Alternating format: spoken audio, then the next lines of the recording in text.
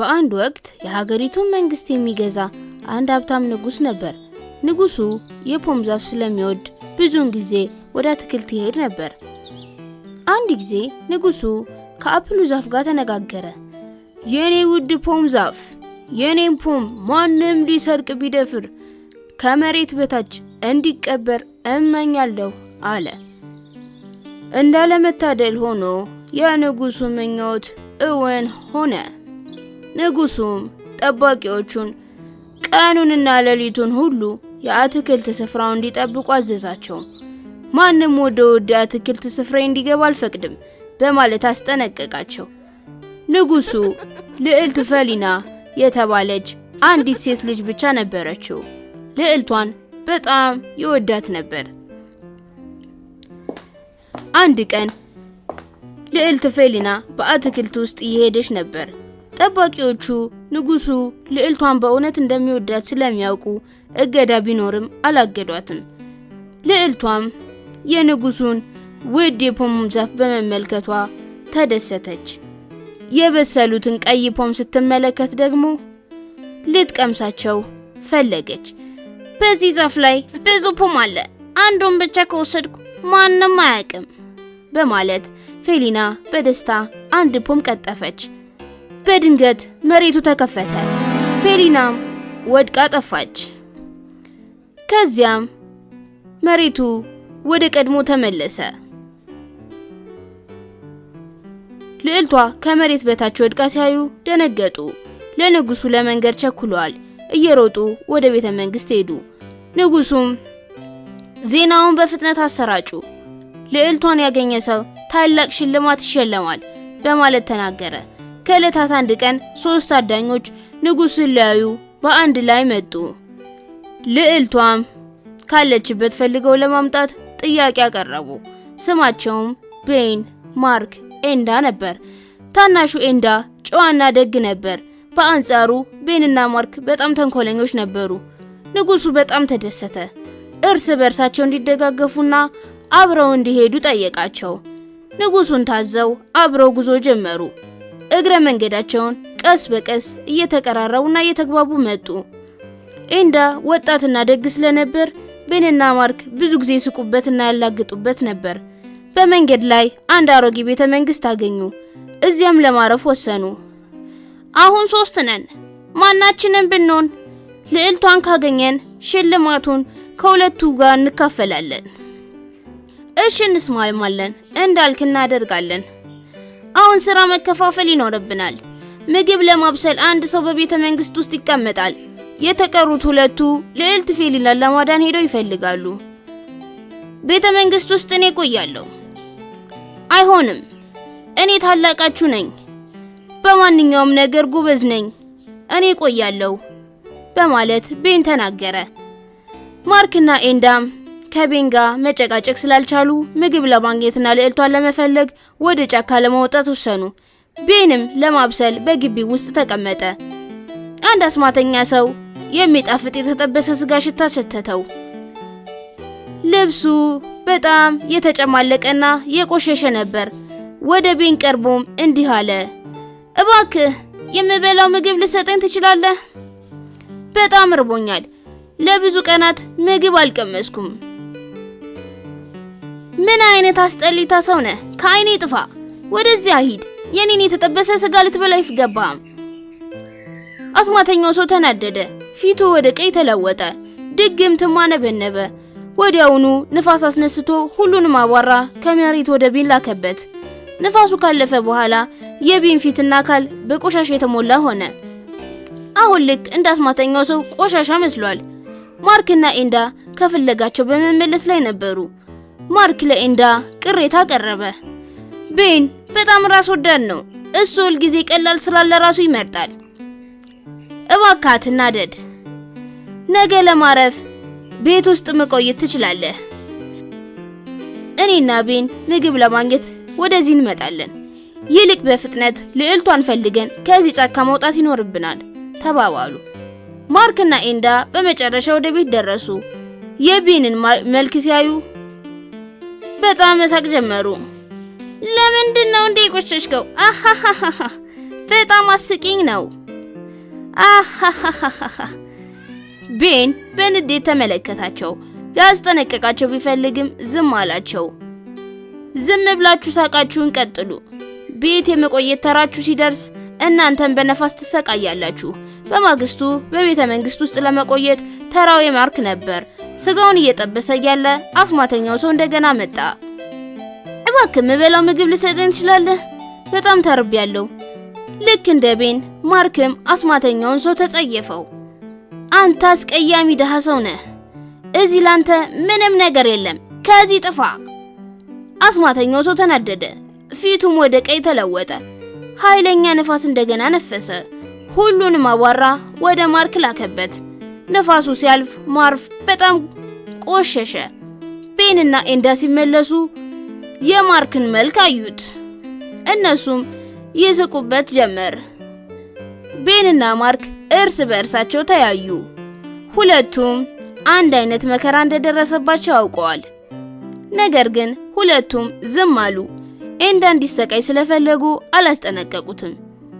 በማግስቱም ምግብ ለማብሰልና ለማጽዳት በቤተ መንግስት የሚቆየው ኤንዳ ነበር። ኤንዳ ስጋ ሲጠብስ እንደገና አስማተኛው ሰው ቀርቦ ለመነው። ብዙ ቀናትን ምግብ አልበላውም። እባክህ የምበላው ምግብ ልትሰጠኝ ትችላለህ? በረሃብ መሞቴ ነው። ኦ አንተ ምስኪን ሰው፣ ፈጥነናና ትንሽ ስጋ ውሰድ። ኤንዳም ምንም ሳያመነታ የተጠበሰውን ስጋ ለትንሹ ሰው ሰጠው። ትንሹ ሰውም ምግቡን በጣም ወደደው። ከበላ በኋላም ፈገግ ብሎ ኤንዳን አመሰገነው። አመሰግናለሁ፣ አሁን በጣም ጠግቤያለሁ። በጣም ደግ ሰው ነህ። ግን ማነህ? እዚህ ምን ትሰራለህ? ኤንዳም ታሪኩን ለአስማተኛው ሰው ነገረው። አስማተኛው ሰው ራሱን ነቀነቀ። ትክክለኛውን ቦታ እንድታገኝ ረዳሃለሁ። ልዕልት ፌሊናን ለማዳን ከመሬት በታች ያለውን መንገድ አሳያለሁ። በዚህ ቤተ መንግስት በአትክልት ቦታ ውስጥ አንድ ትልቅ ጉድጓድ አለ። ወደ ታች መንገድ አለው። ልዕልቷ የአባቷን እርግማን ስለጣሰች እዚያ በድንጋይ በር ተቆልፎባታል። የድንጋዩን በር ከፍተህ ከእርግማን ነጻ ታደርጋታለህ። አስታውስ፣ ይህንን ብቻህን አድርግ። ከሁለቱ ጓደኞች ተጠንቀቅ፣ ጥሩ ሰዎች አይደሉም። ይህን ቀለበት እሰጥሃለሁ፣ በአደጋ ጊዜ የሚጠቅምሃል ብሎ ቀለበቱን ሰጠው። ይህን ከተናገረ በኋላ አስማተኛው ሰው ተሰወረ። ኤንዳም በአስማተኛው ፍጡር እየተገረመ ልዕልቷ ያለችበትን ቦታ ስላወቀ በጣም ተደሰተ። ያጋጠመውን ሁሉ ሳይደብቅ ታሪኩን ለቤንና ለማርክ ነገራቸው። አስማተኛው ሰው እንደተናገረው ከቤተ መንግስቱ ጀርባ ባለው የአትክልት ስፍራ ውስጥ ደረቅ ጉድጓድ አገኙ። ይሁን እንጂ ቤንና ማርክ ጥልቅ ጉድጓዱን ወደ ታች ሲመለከቱ ፈሩ። ኤንዳ ግን ለመውረድ አልፈራም። ይልቅስ ፈቃደኛ ሆነ። ምን ያህል ጥልቅ እንደሆነ ለማየት ሄዳለሁ አላቸው። ቤንና ማርክ ወዲያውኑ ተስማሙ። ወደ ጉድጓዱ እንዲሄድ ገመዱን ያዙለት። ኤንዳ መንገድ አገኘ። ልክ ትንሹ ሰው እንደነገረው መሿለኪያውን ተከትሎ በጥንቃቄ የድንጋዩን በር መፈለግ ጀመረ። ከረጅም ጊዜ ፍለጋ በኋላ የድንጋይ በር ያለው ዋሻ አገኘ። በሩንም በኃይል ከፍቶ ወደ ዋሻው በጥልቀት ገባ። ልዕልት ፌሊና ብቻዋን በጨለማ ዋሻ ውስጥ ተቀምጣለች። አንድ ሰው ሊያድናት እየመጣ እንደሆነ ስታይ በጣም ተደሰተች። ኤንዳ ፌሊናን ሲያያት በአንድ ጊዜ በውበቷ ተሸነፈ። ልዕልት ፌሊናም ሊያድናት ወደዚህ በመምጣቱ ከኤንዳ ፍቅር ያዛት። በድፍረቱም በጣም ተገረመች። ልዕልት ፌሊና፣ እኔ ኤንዳ ነኝ። አንቺን ለማዳን እዚህ መጥቻለሁ። አሁን አብረን ከዚህ እንውጣ። ሰላም፣ ልዕልት ፌሊና ነኝ። ስለተገናኘን ደስ ብሎኛል። ንጉሱ አንቺን ለማዳን ወደዚህ እንድመጣ አዞኝ ነው። ይህንን ያህል ጊዜ ስጠብቅ ነበር። አመሰግናለሁ። ልዕልት ፌሊናን ወደ ጉድጓዱ ግርጌ ወሰዳት። ቅርጫቱም ላይ አስቀመጣት። ለሁለቱ ጓደኞች ምልክት ይሆን ዘንድ ገመዱን ጎተት አደረገው። ቅርጫቱም ቀስ በቀስ ወደ ላይ ተጎተተ። ቤንና ማርክ ልዕልቷን በማየታቸው ተደሰቱ። ቅርጫቱንም እንደገና ወደ ኤንዳ ወረወሩለት። ኤንዳ ቅርጫቱን ሊረግጥ ሲል ድንገት አስማተኛው ሰው ከሁለቱ ጓደኞች ተጠንቀቅ፣ ጥሩ ሰዎች አይደሉም ያለውን ማሳሰቢያ አስታወሰ። እነሱን ለመፈተሽም ወሰነ። ልክ እሱ እንደተቀመጠ በማስመሰል ትልቅ ድንጋይ በቅርጫቱ ውስጥ አስገባ። ልዕልቷ ኤንዳ ስላዳናት ቤንና ማርክ በጣም ቀንተው ነበር። እሱን ለመግደል ገመዱን ሊቆርጡም አሰቡ። ኤንዳ እባክህ በቅርጫቱ ውስጥ አጥብቀህ ተቀመጥ፣ ማርክና እኔ እንስብሃለን። ገመዱን ለትንሽ ደቂቃ ከሳቡ በኋላ ማርክ ገመዱን ቆረጠው። ቅርጫቱና ድንጋዩም ከጉድጓዱ በታች ወደቀ። ነገር ግን ማርክ ደንግጦ ነበር።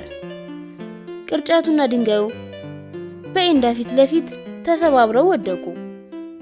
ኤንዳም የጓደኞቹን ጭካኔ ሲያይ ደነገጠ። እንደ ድል ሆኖ ማስጠንቀቂያ ተሰጥቶኝ ነበር፣ ባይሆንማ አሁን ሞቼ ይሆን ነበር በማለት አዘነ። ማርክና ቤን የጉድጓዱን የታችኛውን ክፍል በፍጥነት ተመለከቱ። በጥሞና ሲያዳምጡ ከታች ምንም ድምፅ እንዳልነበረ ሲያውቁ ተደሰቱ። እንደ ሞተም እርግጠኛ ከሆኑ በኋላ በደስታ ወደ አሮጌው ቤተ መንግስት ተመለሱ። ኤንዳ አደጋ እንደደረሰበት ለፌሊናም ነገሯት። ከጉድጓዱ ግርጌ እንደሞተና አብራቸው ወደ ቤተ መንግስት እንድትመለስ ጠየቋት። ፌሊናም አመነቻቸው። በጣም እያዘነች አለቀሰች። ማርክ፣ ቤንና ልዕልቷም አብረው ወደ ቤተ መንግስት መጓዝ ጀመሩ። ንጉሱ ፌሊና ደህና መሆኗን ሲያይ በጣም ተደሰቱ። ቤንና ማርክን ሊሸልማቸው አሰበ። ውቧን ልዕልት ፌሊናን ለማግባት ግን እርስ በእርሳቸው ቤንና ማርክ መጣላት ጀመሩ። ንጉሱም ከልዕልቷ ጋር ማንን ማጋባት እንዳለበት ስላላወቀ ግራ ተጋባ። ፌሊና ግን ወደ ቤተ መንግስት ከተመለሰች በኋላ ሁልጊዜ ታዝናለች። ምንም ቃልም ተናግራ አታውቅም። ንጉሱም ስለ ሴት ልጁ በጣም ተጨነቀ። ነገር ግን ምን ማድረግ እንዳለበት አያውቅም ነበር። በሌላ በኩል ከጉድጓዱ የቀረው ኤንዳ እስካሁን ማምለጫ መንገድ ማግኘት አልቻለም። ሙቀት ለማግኘት እጆቹን ሲያሻሽ ግን በእጆቹ ላይ የአስማተኛውን ሰው ቀለበት አገኘ። ወዲያውም አስማተኛው ሰው ከኤንዳ ፊት ለፊት ቆመ። ኤንዳም ታሪኩን ሁሉ ለአስማተኛው ሰው ነገረው። እነሆ የነገርከኝን አስታወስኩኝ። ለዛ ነው አሁን በህይወት ያለሁት። ጓደኞቼ ጨካኝ ሊሆኑ ይችላሉ ብዬ አላሰብኩም ነበር። አስቀድሜ ነግሬህ ነበር። አሁን አትጨነቅ፣ ከዚህ አስወጣሃለሁ በማለት አስማተኛው ሰው ተናገረ። አስማተኛው ሰው ቃሉን ሳይጨርስ ኤንዳ ራሱን ከጉድጓዱ ውጭ አገኘው። እናም በጣም ተደሰተ። ትንሹን አስማተኛ ሰው አመስግኖ ወደ ንጉሱ ቤተ መንግስት ሊመለስ ተነሳ። ወደ ቤተ መንግስት እንደደረሰ ንጉሱና ልዕልቷን ለማየት ወደ ውስጥ ገባ። ፌሊና ኤንዳን በማየቷ በጣም ደስተኛ ሆነች። ወዲያውም እጁን ያዘችው። ንጉሱ የፌሊናን ፈገግታ ሲያይ በጣም ተደሰተ። ፌሊና ያዳናት ኤንዳ እንጂ ቤንና ማርክ እንዳልሆኑ ለአባቷም ነገረችው። አባቴ ሆይ ያዳነኝ እሱ ነው። ያዳነኝ ኤንዳ ነው፣ ቤንና ማርክ አይደሉም።